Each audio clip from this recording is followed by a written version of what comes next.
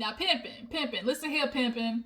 I don't think that's what you want, bruh. I really do not think that is what you want.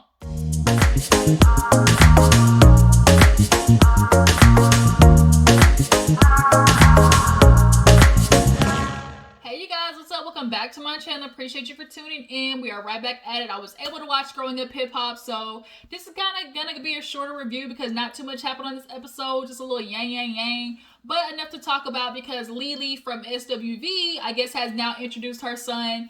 Possibly he's gonna become a part of the cast, but his introduction definitely is gonna be one to remember, all because of Pimpin and his insecurities. But nonetheless, before we get into the review, you guys, make sure you are liking the video when you stop by. Okay, let me know that you stopped by. And make sure you're tagging, posting, and sharing because we are almost up to the 2K mark. We're almost at 2,000 subscribers.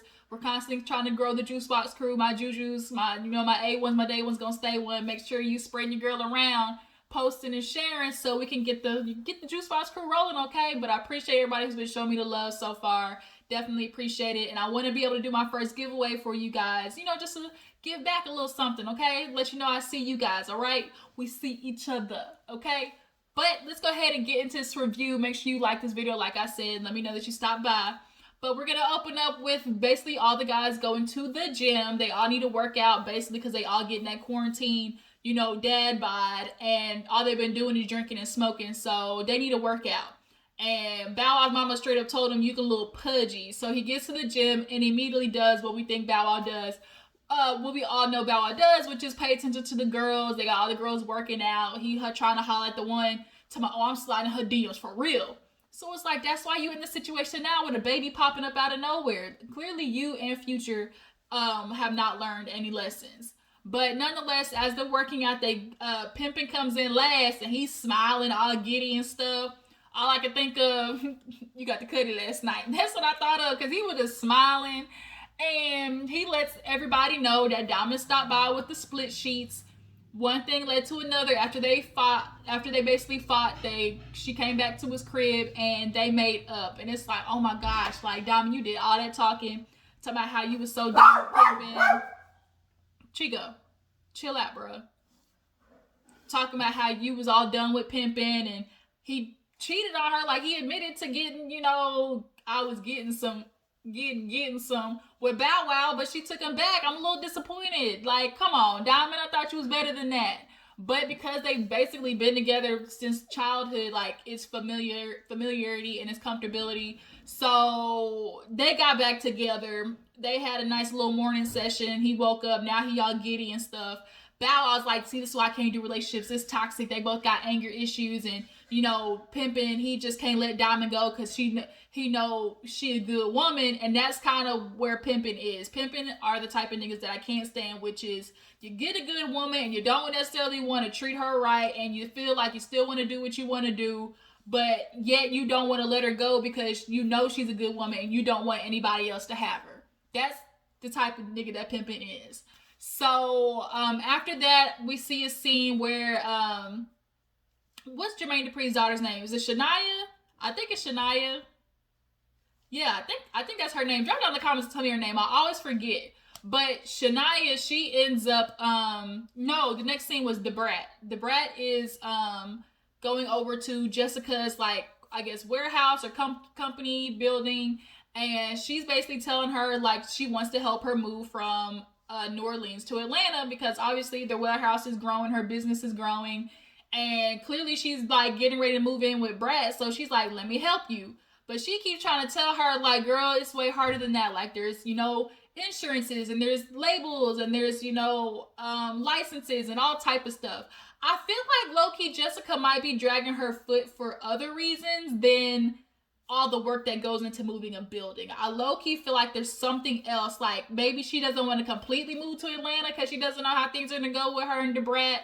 Or maybe that's her way of, like, keeping her independence from the Brat. Like, kind of trying to keep things separate. Like, that's the one thing, that she has. Like, I don't know. But I just kind of feel like there's something that is a little bit more than that.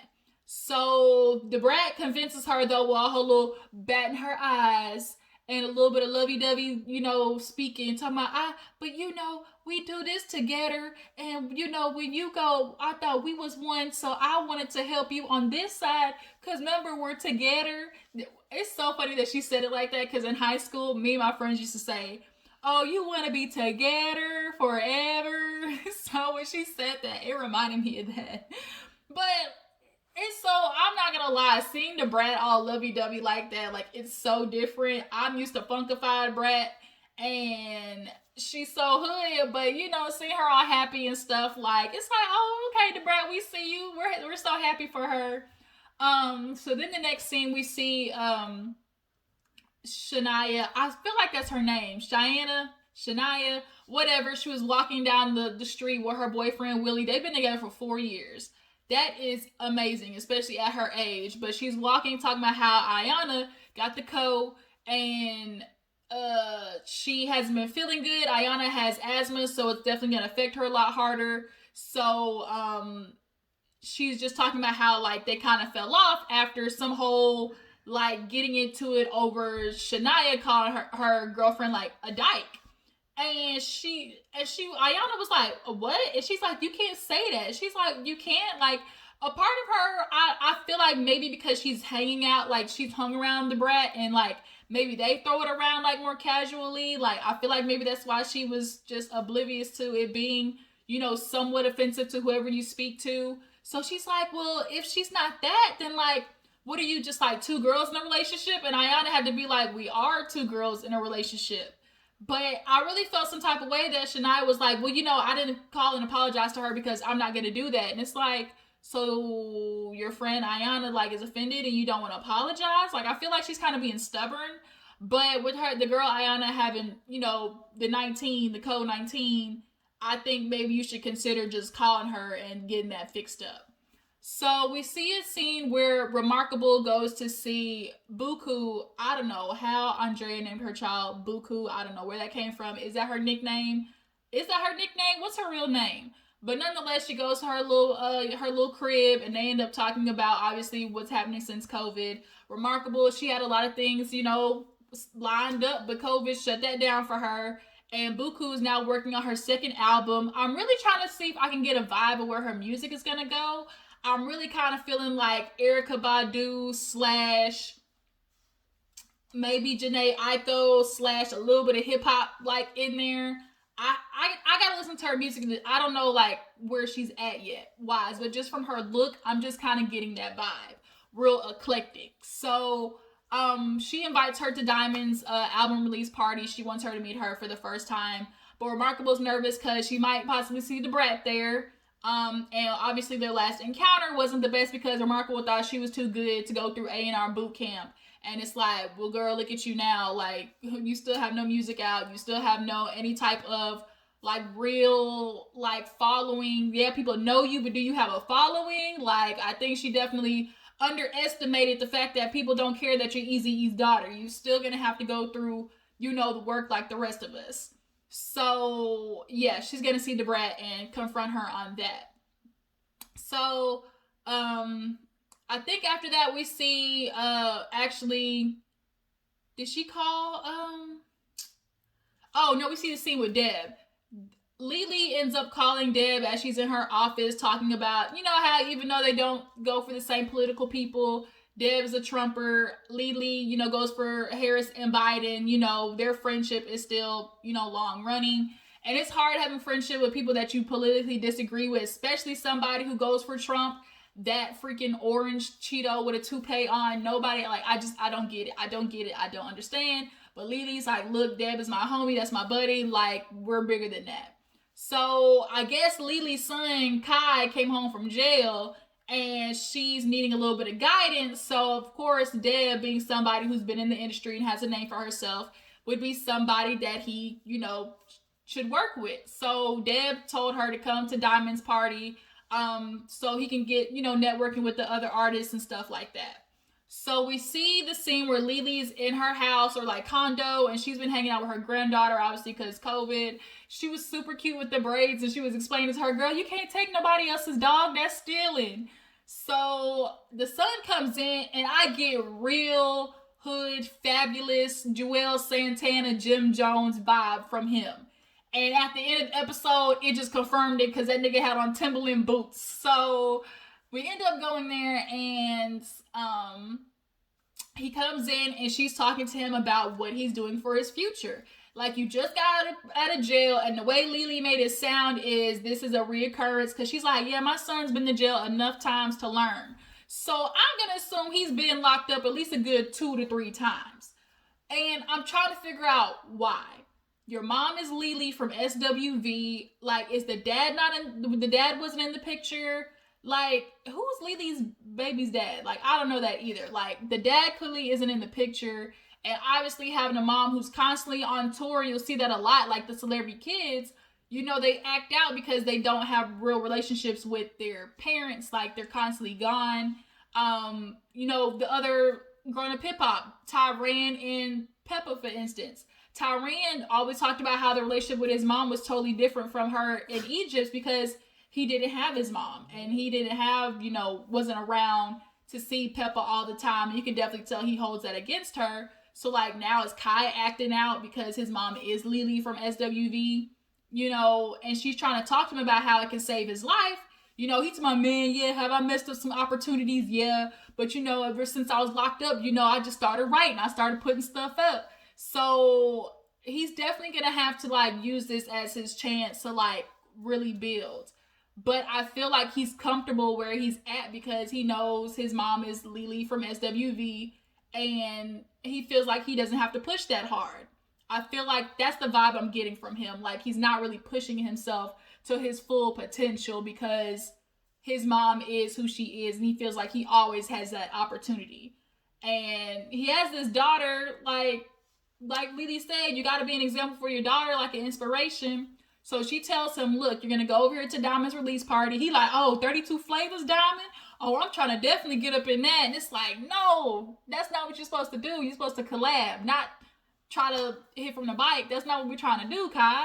So we end up getting to Diamond's party, and everybody's showing up. Remarkable. Shaniah is there. The Brat finally shows up with Big Booty Judy. Everybody's super happy to see Brat in love and everything. So we end up seeing Kai come in, and the minute Kai comes in, Pimpin is looking. When I say looking, he was looking. He like, who this nigga came in rolling deep like that? So he's taking a picture with Diamond. It's real cute and stuff. And then they go over there, you know, eating the donuts. Well, we see the scene real quick about Remarkable. She ends up going over to the Brat and basically telling the Brat, like, look, you know, being in quarantine made me realize, like, you know, if I want to be a legend, I kind of have to listen to the legends. And like Brat said, you had to eat a big ass slice of humble pie. Like, you aren't understanding. Like, rappers these days don't go through A&R and development. They don't. You'll hear a lot of times back in the days how they would make you practice, and you did, you know, vocal lessons, and you were working out. Like, they put you through real artist development. But now it's not like that. They expect artists to come in and already have, you know, their stuff together and just make money off of you. And that's why a lot of you don't last long. But now she's realizing, like, Remarkable, you kind of need some help. Like, you just do. So the Brat agrees, like, look, okay, you seem like you're a lot more humble, willing to listen to constructive criticism. You know, maybe we could work something out. And Jessica was in her confessional, made me laugh, like, yeah, the Brat can't really not give her a second chance because, you know, she's had her fair share of mess ups. So she can't really be, you know, the pot calling kettle black on that one. So Bow Wow calls himself trying to be protective of Shaniah, like, where the rest of your crows, girl? And she like, first of all, she's like 21, 22. So she's like, I am not little no more. Brad had to tell her, look, like, nigga, she grown. He like all up on her. But he goes from being protective real fast to running and turning his head behind that light-skinned girl in the pink outfit, trying to ask what her sign is.